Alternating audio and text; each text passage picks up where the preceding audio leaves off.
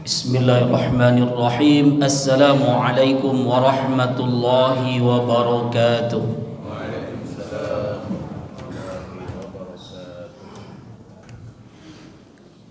Alhamdulillah, nahmaduhu wa nasta'inuhu wa nastaghfiruh wa na'udzu billahi min sururi anfusina wa min sayyiati a'malina.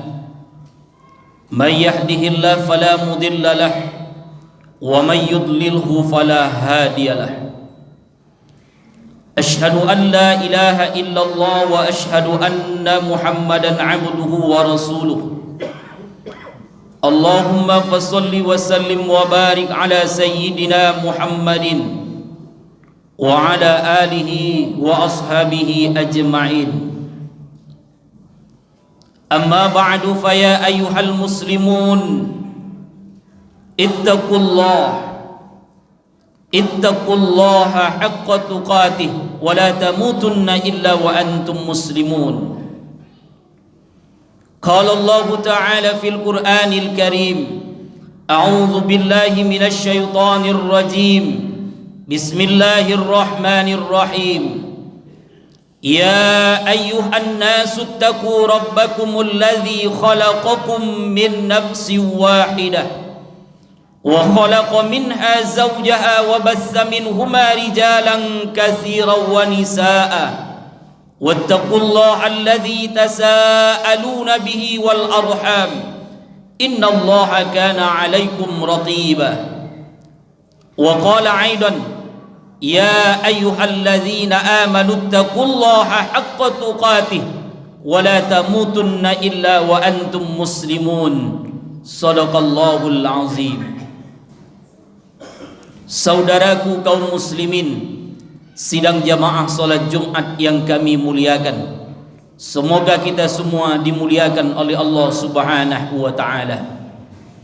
Sejenak mari kita haturkan puja dan puji syukur kita kehadirat Allah Subhanahu wa taala yang telah melimpahkan rahmat dan nikmatnya kepada kita semua dengan selalu mengucapkan alhamdulillahi rabbil alamin. Kemudian bersolawat kita kepada baginda Rasulullah Muhammad sallallahu alaihi wasallam. Allahumma salli ala sayyidina Muhammad wa ala ali sayyidina Muhammad. Assalamu alayka ya Rasulullah, assalamu alayka ya Habiballah. Mudah-mudahan dengan selalunya kita bersolawat kepada Nabi di dunia ini, besok di yaumil akhir kita mendapatkan syafaat dari baginda Rasulullah Muhammad sallallahu alaihi wasallam. Amin ya rabbal alamin. Melalui mimbar yang mulia ini khatib berwasiat, mari sama-sama kita tingkatkan keimanan dan ketakwaan kita kepada Allah dengan cara menjalankan segala perintah Allah dan meninggalkan apa yang dilarang oleh Allah sesuai dengan yang termaktub di dalam Al-Quran dan As-Sunnah baginda Rasulullah Muhammad sallallahu alaihi wasallam. Kaum muslimin sidang jamaah salat Jumat rahimakumullah. Di dalam sebuah hadis ini datang dari Abu Hurairah, sahabat yang banyak meriwayatkan hadis baginda Rasulullah sallallahu alaihi wasallam. An Abi Hurairah radhiyallahu an qala Rasulullah sallallahu alaihi wasallam, berkata Rasulullah sallallahu alaihi wasallam, man kana yu'minu billahi wal yaumil akhir falyaqul khairan aw liyasmut. Kata Nabi, siapa saja yang beriman kepada Allah dan hari kemudian, maka hendaklah ia senantiasa berkata, hendaklah dia senantiasa berucap yang baik-baik. Kalau tak pandai dia berucap yang baik-baik, lebih baik diam saja. Hadirin rahimakumullah yang berbahagia, kalau kita telaah tentang hadis ini, maka Nabi menyuruh orang yang mengaku beriman kepada Allah dan hari kemudian, makna hari kemudian tentu kita paham adalah hari kiamat, maka orang itu senantiasa mampu menjaga lisannya, mampu menjaga lidahnya, mampu menjaga ucapannya, mampu menjaga bicaranya. Kenapa? Kata Imam Syekh Fadil bin Ziyad bahwa ada orang yang akan masuk surga karena lisannya, dan ada pula orang yang akan masuk neraka karena tak mampu menjaga lisannya. Masuk surga karena mampu menjaga mulut, masuk neraka pun karena tak mampu menjaga mulut. Orang hari ini dilihat dari penampilannya saja tak cukup, tapi orang baru bisa dilihat apakah dia baik atau tidak, maka bawalah dia berbicara. Karena kata Imam Asy-Syafi'i, kalau engkau ingin melihat bagaimana tingkah laku seseorang, bagaimana dia baik atau tidaknya, maka pergi engkau safar kepadanya minimal 1 hari, maka engkau bisa menilai orang itu baik atau tidak. Salah satunya dengan bagaimana dia berucap, bagaimana dia berbicara kepadamu. Seorang ayah dapat dikategorikan sebagai ayah yang baik kalau dia mampu berbicara dengan anaknya dengan baik. Karena anak akan melihat bagaimana seorang ayah mendidiknya. Anak itu tergantung kepada orang tuanya. Andai kata orang tuanya berucap yang baik, maka tentu baik balasannya ketika anak itu diajarkan kepadanya kebaikan. Semua anak yang lahir, kata Nabi, dalam keadaan fitrah, fa abuwahu, ayah dan ibunya lah yang menjadikannya Yahudi, Nasrani atau Majusi. Ini pun berbicara kepada anak tentu akan mempengaruhi bagaimana anak itu mengeluarkan ucapannya kepada kawan-kawannya. Anak yang selalu mendengar ucapan mencarut di rumah, maka jangan heran anak kita pun akan menjadi orang yang mencarut di rumah atau mungkin dengan kawannya. Anak yang selalu didengarkan ke telinganya dengan ucapan mungkin nama-nama binatang, anjing, kucing, babi, kepindiang, maka jangan heran kalau anak kita pun berucap seperti itu kepada orang lain. Karena lisan ayahnya, karena lisan ibunya yang mendengar, yang mengucapkan sesuatu yang buruk kepada anaknya. Hari ini orang yang ditunjuk sebagai pemuka masyarakat, RT, RW atau nenek mama, baru didengar ucapannya, kalau tentu ucapan itu keluar adalah nasihat-nasihat yang baik. Seorang pengurus RT, jangan salah, dia akan diminta pertanggungjawaban oleh Allah. Ketika dia mampu berucap yang baik, orang lain mengikut apa katanya, maka nilai ibadah keluar kepada dirinya. Seorang RW, seorang nenek mama baru dikategorikan ucapan adalah orang yang baik apabila dia mampu pula berucap kata-kata yang baik, yang keluar dari ucapannya adalah yang baik.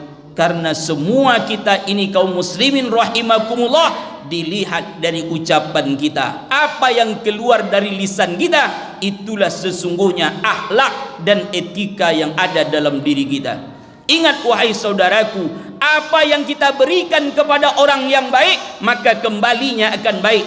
Apa pula yang kita berikan kepada orang yang buruk, maka tentu yang buruk akan kembali kepada kita. Ini yang dijelaskan oleh Allah di dalam Al-Quran. In ahsantum ahsantum li anfusikum fala in asatum falaha. Apa yang kau berikan kebaikan kepada orang lain, maka kebaikan itu akan balik kepada kamu. Tapi ingat, sesuatu yang buruk yang engkau berikan kepada orang lain, maka keburukan itu pun akan kembali kepada kita. Kita julurkan lidah kita mengejek orang, maka orang pun akan mengejek kepada kita. Kita caruti orang, jangan sangka orang itu takkan mencaruti kita. Karena yang buruk yang kita berikan kepada orang itu, tentu keburukan itu pula yang kembali kepada kita. Tapi coba kita bicara yang baik kepada orang lain. Pak, aku sayang dengan bapak karena Allah. Aku cinta kepada bapak karena Allah. Aku lihat bapak orang yang baik. tentu akan baik pula kembali kepada kita. Sama, bapak pun baik di mata saya, bapak pun aku lihat bagus dalam berakhlak. Inilah ucapan yang dikatakan oleh Nabi di dalam hadis ini, berucaplah yang baik-baik. Kalau tak baik, tak mampu berucap yang baik, maka cukup dengan diam saja.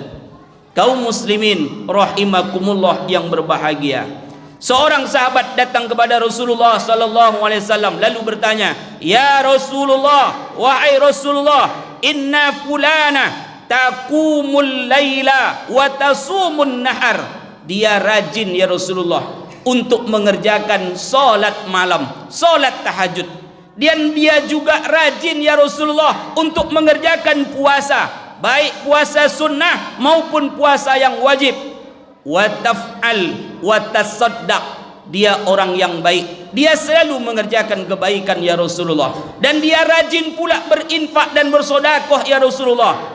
Tapi ya Rasulullah, wa tu'zi jiranaha bil lisanaha. Tetangga sebelah rumahnya terganggu karena lisannya, terganggu tetangganya karena ucapannya yang pedas, karena ucapannya yang tidak mampu dia jaga. Bagaimana orang yang seperti ini ya Rasulullah? Maka dengan tegas Nabi mengatakan, la khaira fiha, tidak ada kebaikan bagi mereka. Rajin solat tahajud tapi lisan tak mampu dijaga. Kata orang, mulutnya tak mampu dia jaga, mulutnya keluar selalu menyakiti perasaan orang. Kata Rasulullah, la khaira fiha, tidak ada kebaikan baginya. Rajin berinfak, rajin bersedekah, mulut tak mampu dia jaga. Maka kata Nabi, la khaira fiha, tidak ada kebaikan bagi dia. Min ahlin nar, sesungguhnya orang yang seperti ini kata Rasulullah akan masuk ke dalam neraka Allah Subhanahu wa taala. Kenapa demikian? Aplikasi dari segala ibadah yang diperintahkan Allah kepada kita tidak lain adalah untuk mendidik kita menjadi orang yang berakhlak baik. Ilmu itu tinggi nilainya di hadapan Allah, tapi yang paling tinggi di sisi Allah adalah akhlak. Makanya ketika hari ini ada orang yang berilmu tapi tak berakhlak, tak ada gunanya ilmu itu. Tapi orang yang mungkin tak tinggi ilmunya, akhlaknya luar biasa, maka sungguh inilah yang dimuliakan oleh Allah Subhanahu wa taala. Nabi diutus bukan disuruh untuk memberikan ilmu kepada umatnya, tapi yang pertama tidak lain adalah untuk memperbaiki akhlak manusia. Innama bu'ithtu li utammima makarimal akhlak. Aku diutus di muka bumi ini kata Rasulullah tidak lain adalah memperbaiki akhlak manusia. Salah satu bentuk akhlak itu bagaimana kita mampu berucap yang baik, berkata yang baik, mengeluarkan ucapan yang tidak menyinggung perasaan orang lain. Lalu sahabat tadi bertanya kepada Rasulullah sallallahu alaihi wasallam, "Ya Rasulullah, si fulan ya Rasulullah, dia tidak mampu mengerjakan solat malam, dia tidak banyak bersedekah, tapi ya Rasulullah dia mampu menjaga lisannya dengan orang yang ada di sekelilingnya." Dengan tegas Nabi mengatakan, ini adalah kebaikan kata Rasulullah, hiya min ahlil jannah. Orang yang mampu menahan lisannya, itulah orang yang senantiasa akan masuk ke dalam surga Allah Subhanahu wa taala. Lalu pertanyaannya, bagaimana agar kita mampu menjaga lisan kita? Bagaimana senantiasa kita mampu untuk tidak menyinggung perasaan orang lain? Yaitu tidak lain adalah perbanyaklah zikrullah, mengingat Allah Subhanahu wa taala. Ketika kita akan melakukan ucapan yang tak baik kepada saudara kita, menggunjing dia, memfitnah dia, ingat Allah selalu, karena Allah akan tahu apa yang akan kita lakukan. Dengan lisan pun Allah tahu, di dalam hati pun Allah tahu. Kenapa? Suatu ketika Aisyah pernah dipanggil oleh Rasulullah karena ditegur oleh Nabi. Ada laki-laki dan perempuan yang baru saja menikah lewat di depan Aisyah. Lalu Aisyah berkata, bagaimanalah orang ni, masa pasangannya tidak serasi, yang satu tinggi, yang satu rendah. Hanya di dalam hati saja Aisyah berkata, turun Jibril memberikan sesuatu hal kepada Rasulullah. Ya Rasulullah, tahukah engkau Aisyah istrimu baru saja menggibah orang, menggunjing orang. Maka di saat itu Rasulullah memanggil Aisyah, wahai Aisyah, apa yang sudah kau katakan kepada dua orang yang baru saja lewat? Kata Aisyah, aku tidak berucap ya Rasulullah, hanya dalam hati ya Rasulullah. Maka kata Aisyah, sama, kau ucapkan dengan lisanmu atau hanya di dalam hatimu, kau sudah menghibah saudaramu. Maka orang yang menghibah saudaranya seperti dia memakan daripada daging daripada saudaranya yang sudah meninggal dunia. Na'udzubillah min dzalik. Begitu dahsyatnya ternyata apabila tak mampu kita menjaga lisan kita, tentu balasannya besok banyak di hadapan Allah Subhanahu wa taala. Maka hari ini mari kita jaga lisan kita dengan selalu mengingat Allah, berzikir selalu agar kita tak mampu dengan lisan kita ini untuk senantiasa mendekatkan diri kepada Allah Subhanahu wa taala. Salah satu bentuk zikir tidak lain adalah untuk mendekatkan diri kepada Allah Subhanahu wa taala. Terlalu banyak zikir yang diajarkan Rasul kepada kita. Tentu zikir yang paling indah itu tidak lain adalah bagaimana zikir kita untuk meminta ampun kepada Allah Subhanahu wa taala. Astaghfirullahal azim, astaghfirullahal azim, astaghfirullahal azim. Ampunkan aku ya Allah, ampunkan aku ya Allah, karena tidak ada di antara kita yang tidak memiliki dosa di muka bumi Allah Subhanahu wa taala. Fa'tabiru ya ulil absar la'allakum tuflihun. Hamdan wa syukran lillah, salatan wa salaman ala rasulillah. Asyhadu an la ilaha illallah wa asyhadu anna Muhammadan abduhu wa rasuluh. Allahumma fasalli wa sallim wa barik ala sayyidina Muhammadin wa ala alihi wa ashabihi ajma'in. Amma ba'du, fa ya ayyuhal muslimun ittaqullaha haqqa tuqatih wa la tamutunna illa wa antum muslimun.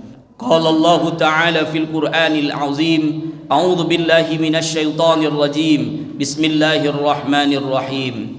Innallaha wa malaikatahu yusalluna 'alan nabi.